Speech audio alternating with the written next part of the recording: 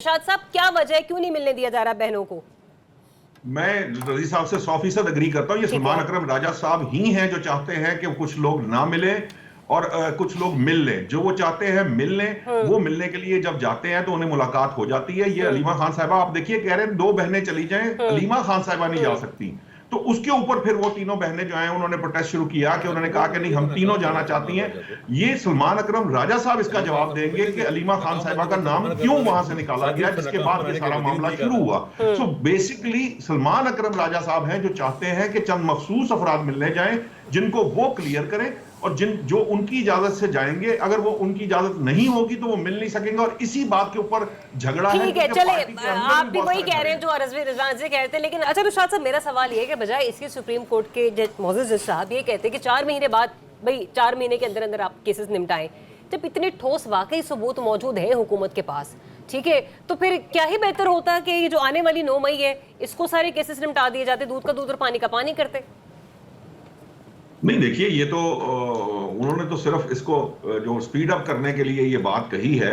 कोई ऐसी कोई 9 मई या 10 मई या 11 मई का मामला नहीं है कि जी इसलिए कि कोई एनिवर्सरी आ रही है तो इसलिए केस को निपटा दिया जाए। जो चीज चीफ जस्टिस के सामने गई, उन्होंने मेरे ख्याल से, मुझे इल्म नहीं है कि उन्होंने किस बुनियाद पर या क्यों ये बात कही, लेकिन मेरे हिसाब से तो ये सिर्फ इसलिए कहा गया है कि भाई ये केस डिले हो रहे हैं, इसको जल्द से जल्द निपटाया जाए। इससे ज्यादा उनकी कोई वो इनपुट नहीं होगी।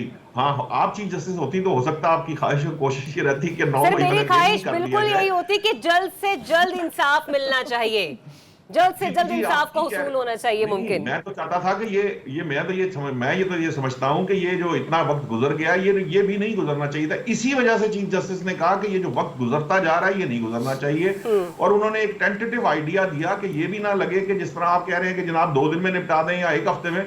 उन्होंने कुछ वक्त देकर, जो कि मुनासिब और जायज वक्त होगा, वो देकर उन्होंने कहा कि जी आप इसकी इंप्लीमेंटेशन रिपोर्ट भी जमा कराएं, ताकि हमें ये अंदाजा भी रहे कि क्या अमल दरामद भी हो रहा है उनके हुक्म पर कि नहीं। सो मेरे ख्याल में ये जल्द से जल्द जरूर आने चाहिए। हुकूमत के पास शवाहिद हैं या नहीं है ये मैटर नहीं करता।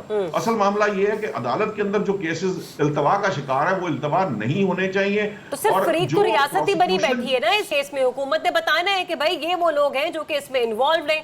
आता तारड़ साहब आके प्रेस कॉन्फ्रेंस करते हैं, इसमें बुखारी साहब, तो उनके खिलाफ फैसला आ जाना चाहिए। हाँ। देखिए ना, हुकूमत डिले करने की पोजीशन में नहीं होनी चाहिए। जजेस को इस बात को इंश्योर करना चाहिए कि जो लोग जो इन केसेस में है उसका जो भी फैसला आना है वो सामने आ जाना चाहिए। काफी वक्त गुजर चुका। सो अब एक जनरल आइडिया भी होता है ना किसी केस को चलाने का या उसका, तो फिर लोग ये समझते हैं कि इंसाफ में ताखीर हो रही है। तो उसी इंसाफ की ताखीर से बचने के लिए चीफ जस्टिस ने एक इंस्ट्रक्शन पास ऑन की है। हो सकता है कि ये इस पे अमल दरामद हो सकता है इस पे 100% या 100% अमल दरामद ना हो सके, किसी के पास कोई जेन्युइन रीजन हो किसी केस को डिले करने की, लेकिन ये एट लार्ज नहीं होगा। ठीक है, चले वो जेन्युइन रीजंस मैक्सिमम जरूर सामने क्या हो सकती है, मैं जरा उसके ऊपर भी आ जाती हूँ।